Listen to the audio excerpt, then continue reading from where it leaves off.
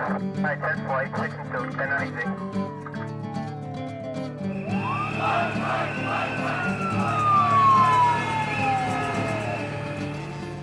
I think one of the things that we always talk about in the art of policing, if you will, is that sometimes context matters. And if I don't give you everything, then you really can't form a full opinion about the subject that you want to know about. The idea behind this podcast is that we try and look at issues that maybe are complex and try and make them understandable, but also give you the whole picture of what's being discussed. This is our opportunity here at the Walton County Sheriff's Office to answer questions about things that matter to our citizens here in Walton County, Florida, but really are bigger than that, about things that happen nationwide. You're listening to The Art of Policing with Walton County Sheriff Mike Adkinson.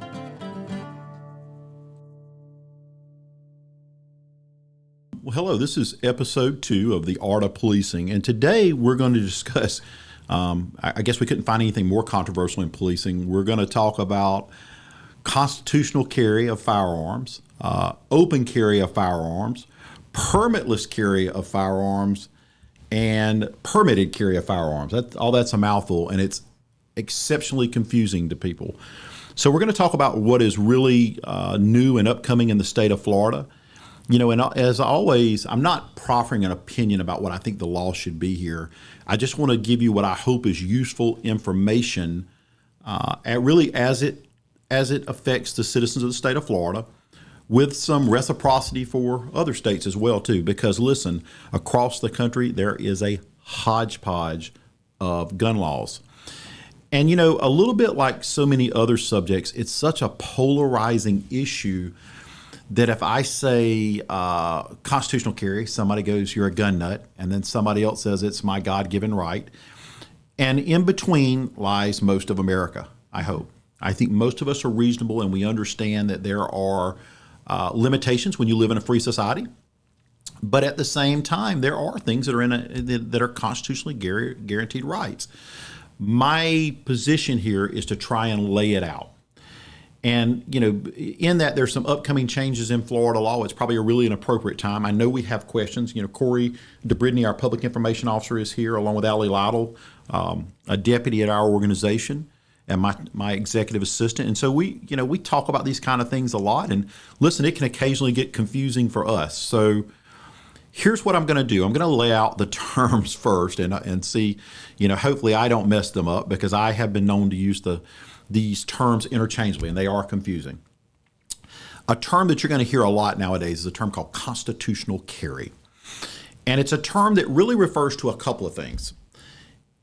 In the state of Florida, we just passed, the Florida legislature just passed, and the Governor DeSantis just signed constitutional carry. What's that?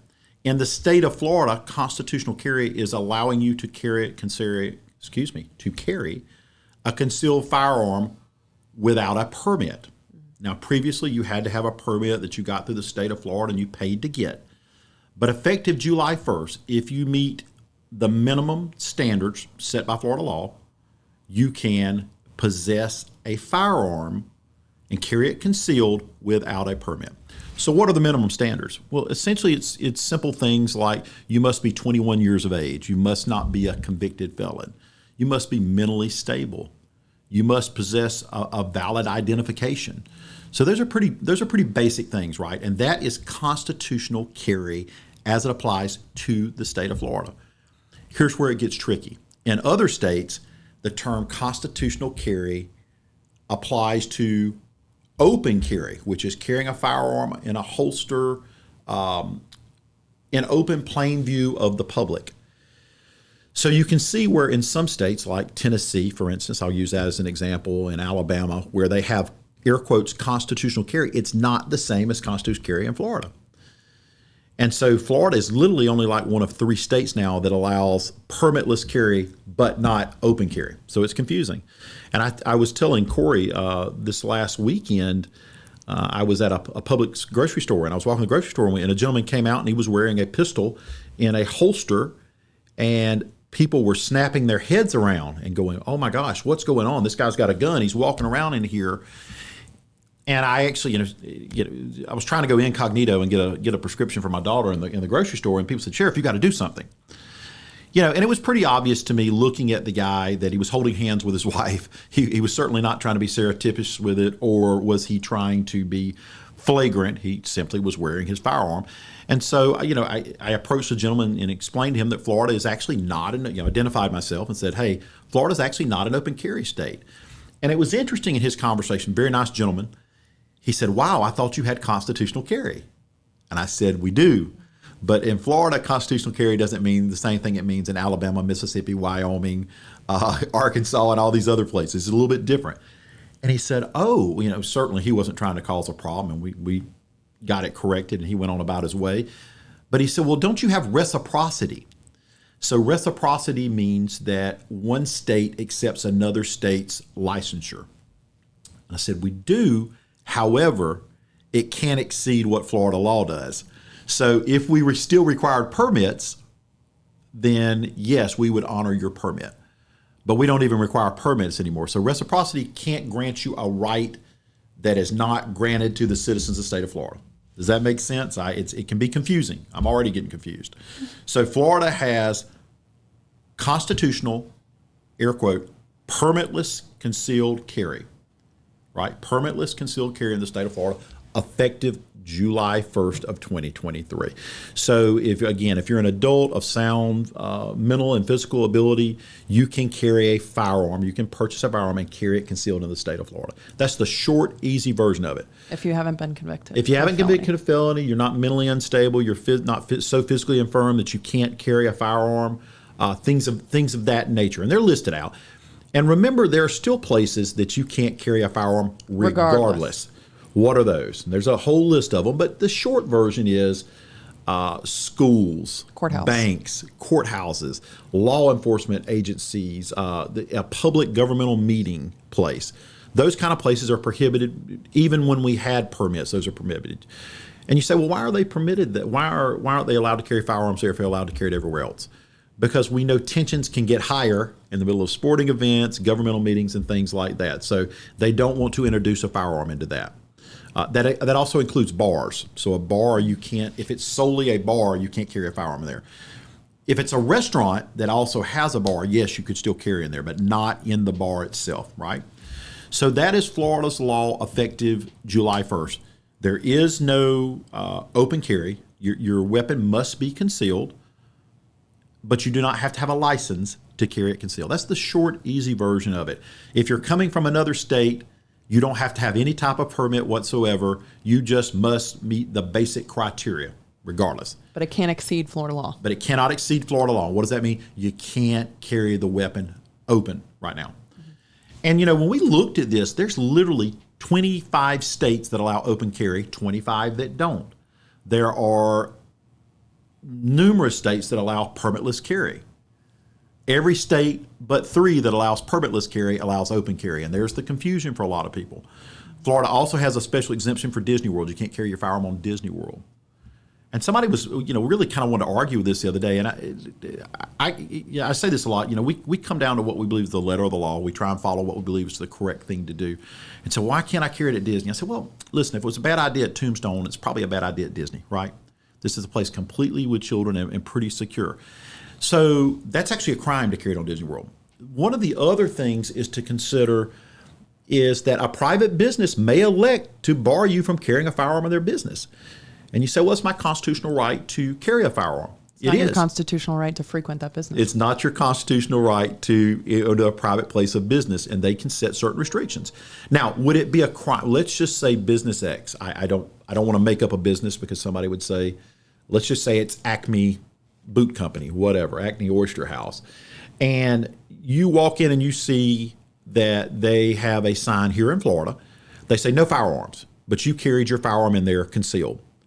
And somebody saw it on your ankle. Are you committing a crime? No, you would be asked to leave, right? So as long as you left, that's fine. And then you can choose to vote with your dollars and decide where you want to do business. But they can legally do that. If you tried to stay with that firearm after you were told, then that's a more serious problem, right? Because you've been told at that point to leave, and that's a business owner's right to do that. I don't know any business off the top of my head. I don't think, do you guys know anywhere off the top that bans it? I've seen it in other states. I just haven't seen it in Florida. I don't. The only places I've seen it is like you said, they're at public places where they don't want firearms. Yeah. Whatsoever. Which are generally prohibited, like sports complexes, things Correct. of that name. You're normally just prohibited by law. Yeah. Yeah. Those type of places, school grounds, anything like that. So, Sheriff, previously, like we said, there are minimum standards that have to be met. Are there any differences between those standards from when people had to apply for a permit to now? Are the standards different? No, the standards are exactly the same. So the standards that applied to get a permit still apply even without the permit, right? So what do you think would be the differences? I know a lot of people are probably thinking, oh, Florida's the wild, wild west. So what would be the reason for taking away the permit? Because a lot of people look at that permit as an educational point, Yeah. right? Like it's not just going and getting a card saying you concealed to carry. You go to a class, Yeah. They teach you how to handle the weapon. Well, There's it's a lot of switch of knowledge. responsibility, right? Sure. It's putting the responsibility back on the individual, and what they're, again, whether you agree or disagree with it, what the opinion is that the government can't grant you a right to have something you already have that legal right to do. It's guaranteed in writing, but there's essentially no difference between that. But you also can't claim ignorance of the law, right? So you can't wear your firearm onto a school and go, "Why, I didn't know that." Well, I'm sorry, that doesn't work here. So you take on responsibility, and here's the truth. Everybody will tell you about their rights. They'll lecture you about your rights all day long. Nobody wants to talk about their responsibilities. But at the end of the day, you still have a responsibility to know where you're prohibited from carrying it, to know what those restrictions are. So it's important. Here's what's interesting too. You can still get a concealed weapons permit in Florida, even after this. So, which is of benefit. So why would you get a concealed weapons permit when you don't need it in Florida? It really boils down to traveling. Because if you get a concealed weapons permit and you go to a state that honors Florida's concealed weapons permit, you need it. Mm-hmm. Because the map of gun laws is so all over the place. As I said with the gentleman from Tennessee, I mean, he was not trying to violate Florida law. And, the other thing is, and I think it's important for all law enforcement or police officers, and when I say police officers, that's deputy sheriffs, troopers. I use policing as a general term. I don't necessarily like law enforcement because that means you're looking for a law to enforce, right? Policing's a way, we talk about the art of policing, which this is the name of this podcast. So could I have arrested the gentleman from Tennessee for having that firearm? Absolutely. Could have put him in handcuffs in front of his wife and children, said, "You know what? I don't like guns, open carry, and you're violating the law, and you should have known that." Yeah, could have. Is that the right thing to do? No. We have to have a little bit of discernment and a little bit of discretion when we do some of these things. We talk about this a lot. Sometimes you got to use a little judgment. But I need to be clear with you. I can't guarantee you that is the mindset of every police officer in the state of Florida. Sure. Could I legally have arrested him? Did he technically break the law in Florida? Absolutely he did. So getting back to when you used to apply for a permit in the state of Florida, what those classes entailed that I thought was significant was like impressing upon people the responsibility of taking a life. Like when you pull that firearm and the responsibility you take, that is a huge burden. Sure. It can be a huge burden. It's a monster. And I think that once you give people permission to carry a weapon without going through some sort of class that teaches them that, it makes people emboldened that may not know how to handle that weapon. Well, also, remember, they also granted that if you had a DD-214, so if you had a prior military service, but nothing about that service talked about the requirements of, say, for instance, Florida law, where you could and couldn't carry. So there was no universal guarantee that you would understand Florida law unless you went to that class. So it is, listen, you should take the time to know the responsibilities of being a firearm owner. But I feel that way about cars too, by the way. I know a car is not a right, but the reality is some people they're not going to educate themselves and they're going to plead ignorance to it. But that's their responsibility. And so you Will gotta be Florida careful. still issue permits if somebody wants to do that? So Florida will still issue concealed weapons permits. We'll still offer the class here at the sheriff's office. And, for somebody that wants it, just wants to be more educated, we also offer classes to make you a better shooter. The other thing is, And I have to tell you, the last 6 or 7 road rage instances that we've had here in this county involving firearms, unfortunately, have led up to people being killed and or permanently injured. I'm shocked at the number of people that fired their weapon that thought they were legally justified to do so. Foolishly, I might add.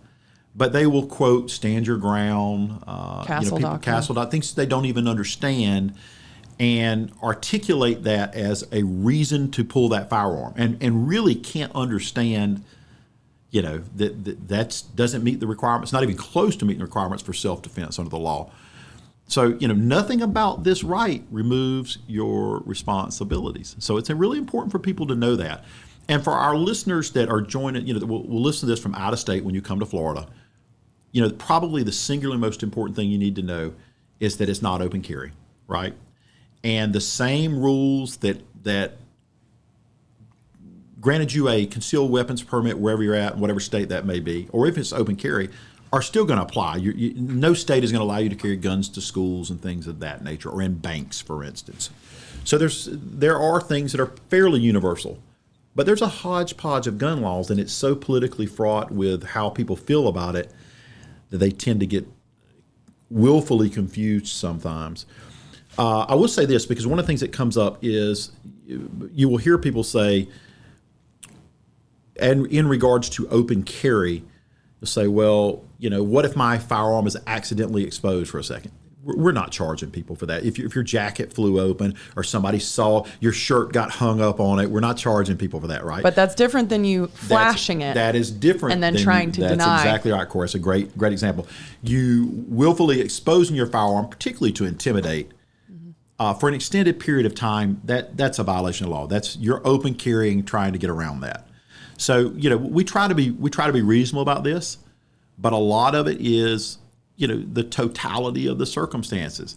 If you're carrying an Old West 6-shooter rig, right, and you're trying to wear your shirt untucked over it, well, it's pretty obvious that that's not going to cover that. That's not going to meet the standard for concealed. Or if you get into an altercation with someone and they're able to describe your weapon that you're supposed to have concealed, you better be able to come up with some explanation. Absolutely. Or it doesn't look good for you. Yeah, if they can describe the weapon you had all the way out there, you're clearly exposing that weapon.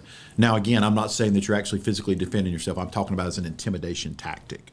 It's a little bit different. And I think just on a personal level, as someone who has a concealed carry permit and I have a weapon, but I think it makes me nervous at the level that somebody will go now that they feel more empowered by being able to carry a weapon. That's what makes me more nervous even for our law enforcement. So, it's an interesting thing, because really there are 2 schools of thought between carrying a weapon open and concealed, right? One is you're at an advantage if your weapon is concealed because nobody knows you have it. You have a better opportunity to protect yourself and pull it. The other side of it is, well, I'm less likely to be a victim if people know I'm armed. Listen, I can make both of those. Both those are good arguments, right? You can make those arguments. It's also another way of saying that I would be targeted first because I have a firearm. The other thing is, just because you have a firearm doesn't mean that you're able to keep it. A lot of people have their firearms taken away from them because, a police officer, typically speaking, has what's called a retention holster. And so that holster has multiple levels of safeguard so that they don't lose their weapon, so the weapon's not taken away from them. There's no requirement under the law for you to have that. You have to have a holster, but that may be a single thumb snap. It may be, and so any physical altercation, you run the risk of it becoming a deadly force altercation and or having that firearm taken away from you. So used against you. Used against you. So it's something to consider. I know my holster, admittedly, it's just a holster. It doesn't have a strap. It doesn't have anything. And most people who are not in the policing world are going to have a single thumb brake holster. And quite frankly, that's probably appropriate because if you don't train with a retention holster, Allie, you can tell them it's impossible to get that gun out. If you didn't know how to get it out of what's called a level 3 holster, you could sit around and pull that thing 5-10 minutes and not get it out. And I've seen videos of police officers over the years, under stress, not being able to get it out. So I'm not recommending that a citizen go buy a level 3 holster. You just have to be aware that you're responsible for that firearm. and you're accountable for that firearm. So these are things that we consider. I still encourage people to go to an NRA sponsored class, a sheriff's office, a police department sponsored class. Spend some time on the range. Know what your capabilities are. Unfortunately, firearm shooting is a little bit like NASCAR. Everybody thinks they're Wyatt Earp, and everybody thinks they're Dale Earnhardt, right? They all think they're experts. And I probably don't do a day that someone doesn't stop me and want to have an extended discussion about the type of weapon I carry, and about the grain of bullets and what they think, the performance. Listen, I get it. Some people they like that. It's a hobby, and more power to them. But for me, it's a tool, right? I'm 32 years of carrying a gun strapped to my body every day. I don't view it quite the same way, right? It's a tool. It's a thing that I have to use and carry. But I also understand my own limitations, and I think that's an important thing for a citizen to know. Hey, look, what is my actual limitation? And just. And am I willing or unwilling to use it? Well, everybody tells you they're willing to use it. It's a wildly different thing to stare down the gun sight of someone. I promise you, it's a very, very different thing. I'm a firm believer. Listen, I got my wife a concealed weapons permit. She has a firearm. I am in favor of your right to protect you and your family. I always have been. I'll continue to be. I'm equally concerned about some of the people that have firearms, but I don't get to pick and choose that. And I shouldn't get to pick and choose that. I don't think it's appropriate. I don't think, as far as permitless carry in Florida, I think it's going to have a de minimis or little impact on law enforcement because, quite frankly, the only people that got permits were law-abiding citizens. So nothing's going to change with that. The people that were eligible to get them, I don't think it changes one thing, other than the state gets less money from them. So that doesn't bother me. My wife's firearm permit lapsed. She didn't go get one. Was she any less qualified to carry that permit? No, absolutely not. That was going to be my next question is, do you think that there's going to be any change or any effect towards public safety, towards the public? I don't see any real change from that regard. I mean, I just don't see that changing because I don't think anyone is more apt to carry a firearm because they don't have a permit. They're probably going to be less arrests for accidental concealed weapons. I've seen that happen over the course of my career. You had your glove, your firearm in the glove box. You used to hear something called, is it 2 steps away? Was it 3 steps? Was it in a holster? It was very convoluted. The term was actually readily accessible.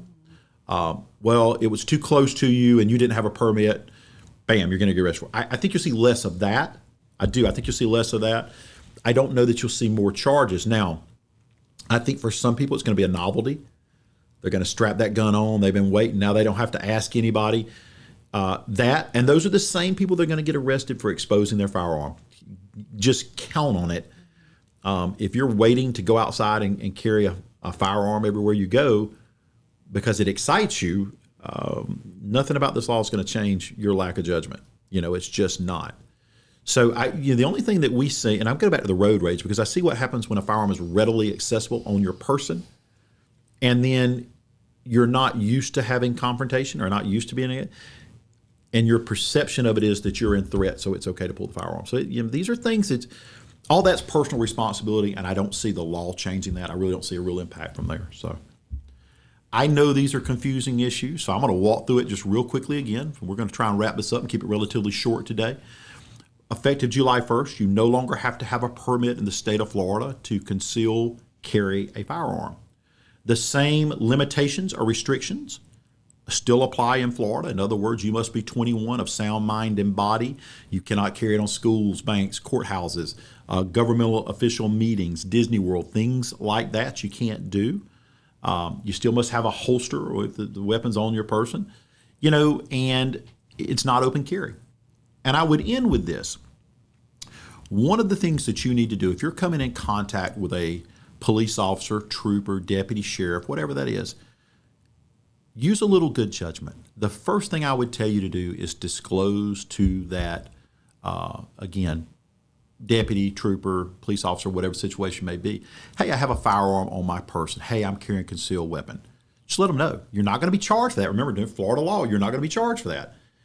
It also eliminates any chance of a misunderstanding. And when you're dealing with firearms, misunderstandings have really serious ramifications. So just reach out and tell them, say, hey, trooper, deputy, whatever, police officer, I have a firearm on my person. We'll get it worked out. You're not going to be charged for that. So we're about 2 weeks from that. It's a new law.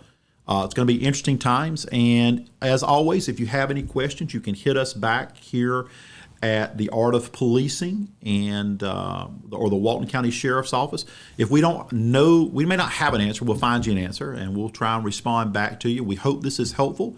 We're going to continue to try and bring different areas of interest and concern. We tried to diligently stay away from the idea of gun control, because literally when I said that term, somebody's blood pressure went up 20 points one way or the other. It's not what this was about. This was about explaining Florida law. So we'll be back with another podcast. This is number 2. We'll be back in a couple of weeks and hopefully have something of interest for you. And if you have suggestions, please hit us up at the Art of Policing. Thank you.